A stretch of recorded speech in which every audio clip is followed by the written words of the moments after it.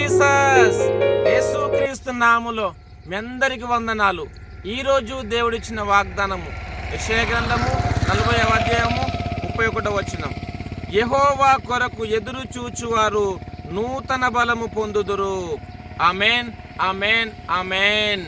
క్రీస్తునందు ప్రేమైన సహోదరి సహోదరులకు ఈరోజు దేవుడిచ్చిన అద్భుతమైన మాటలను బట్టి మనము దేవుని స్తుతించాలి.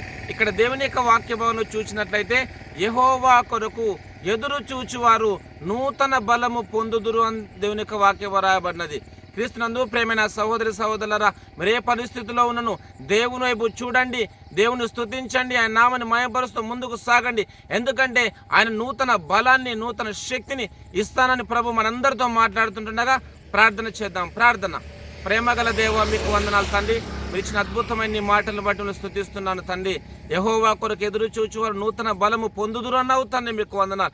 ఈ ప్రోగ్రాం చూస్తున్న ప్రతి ఒక్కరు నీ వైపు చూస్తూ ముందుకు సాగుతుండగా నూతన బలాన్ని, నూతన శక్తిని దయచేయమని, నీ కృప తోడుగా ఉంచమని యేసుక్రీస్తు నామములో ప్రార్థిస్తున్నాను తండ్రి. ఆమేన్, ఆమేన్, ఆమేన్. Thank you.